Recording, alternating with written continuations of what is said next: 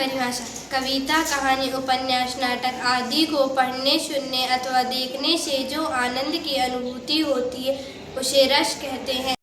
आचार्य भरत मुनि के अनुसार रस की परिभाषा विभावानुभाव व्याभिचारी संयोगादश निष्पत्ति अर्थात विभाव, अनुभाव तथा संचारी भाव के संयोग से रस की निष्पत्ति होती है। रस के 4 अंग होते हैं: स्थायी भाव, विभाव, अनुभाव, संचारी भाव। स्थायी भाव की परिभाषा सहृदय के हृदय में स्थायी रूप से विद्यमान रहने वाले भाव को स्थायी भाव कहते हैं। इनकी संख्या 10 होती है। विभाव की परिभाषा स्थायी भाव को उत्पन्न करने वाले कारक विभाव कहलाते हैं। विभाव के 2 प्रकार हैं: आलम्बन विभाव, उद्दीपन विभाव। अनुभाव की परिभाषा स्थायी भाव के जागृत होने पर आश्रय की शारीरिक एवं मानसिक चेष्टाओं को अनुभाव कहते हैं। संचारी भाव की परिभाषा स्थायी भाव को पुष्ट करने के लिए कुछ समय के लिए उत्पन्न होने वाले भाव को संचारी भाव कहते हैं। इनकी संख्या 33। रस के प्रकार ट्रिक द्वारा वीर, भयानक, रौद्र रस, करुण, हास्य, श्रृंगार, अद्भुत, शांत, विभत्स, वात्सल रस के हैं 10 प्रकार। रस एवं उसके स्थायी भाव: श्रृंगार रस का रति, करुण रस का शोक, वीर रस का उत्साह, हास्य रस का हास, रौद्र रस का क्रोध, विभत्स रस का जुगुप्सा, भयानक रस का भय, अद्भुत रस का विस्मय, शांत रस का निर्वेद, वात्सल रस का वत्सल। श्रृंगार रस की परिभाषा जहाँ काव्य में रति नामक स्थायी भाव का विभाव, अनुभाव तथा संचारी भाव के साथ संयोग होता है वहाँ श्रृंगार रस की निष्पत्ति होती है। उदाहरण: राम को रूप निहारती जानकी, कंगन के नग की परिछाई, या ते सब सुध भूल गई कर, टिकी रही पल टारत नाही। श्रृंगार रस के 2 भेदीय प्रकार हैं। पहला संयोग श्रृंगार, दूसरा वियोग श्रृंगार। संयोग श्रृंगार की परिभाषा जहाँ काव्य में नायक नायिका के मिलन का वर्णन होता है वहाँ संयोग श्रृंगार की निष्पत्ति होती है। उदाहरण: सजना है मुझे सजना के लिए। वियोग श्रृंगार की परिभाषा व उदाहरण: वियोग श्रृंगार जहाँ काव्य में नायक नायिका के विरह का वर्णन होता है वहाँ वियोग श्रृंगार होता है। उदाहरण: हे खग मृग, हे मधुकर श्रेणी, तुम देखी सीता मृग नैनी।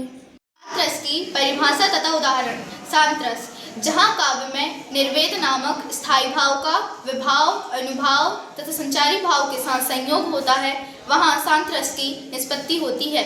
उदाहरण: मालियावत देख कर कलियन करी पुकार, फूले फूले चुन लिए काल हमारी बार।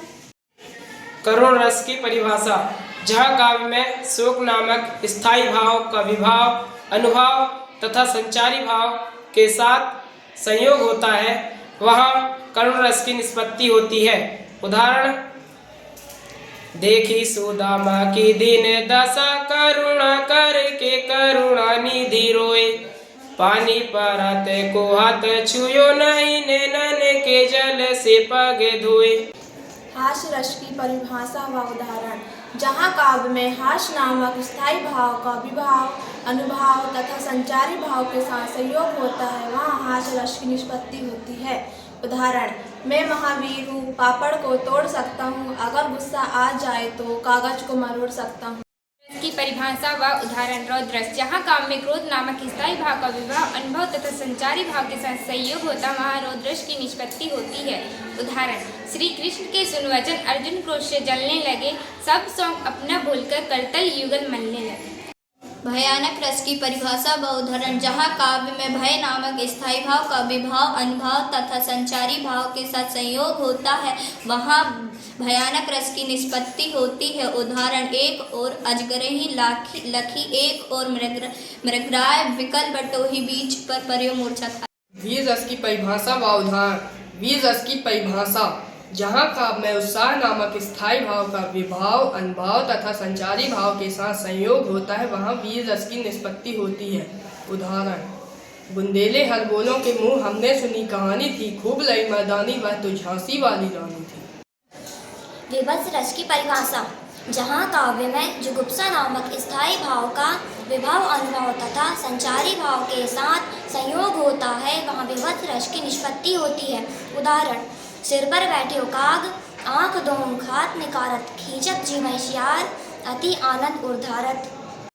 अद्भुत रस की परिभाषा, जहाँ काव्य में विस्मय नामक स्थायी भाव का विभाव अनुभव तथा संचारी भाव के साथ संयोग होता है वहाँ अद्भुत रस की निष्पत्ति होती। उदाहरण, बिनु पद चले सुने बिनु काना, कर बिन कर्म करे विधि नाना। वात्सल्य रस की परिभाषा, जहाँ काव्य में वत्सल नामक स्थायी भाव का विभाव अनुभव तथा संचारी भाव के साथ संयोग होता है वहाँ वात्सल्य रस की निष्पत्ति होती है।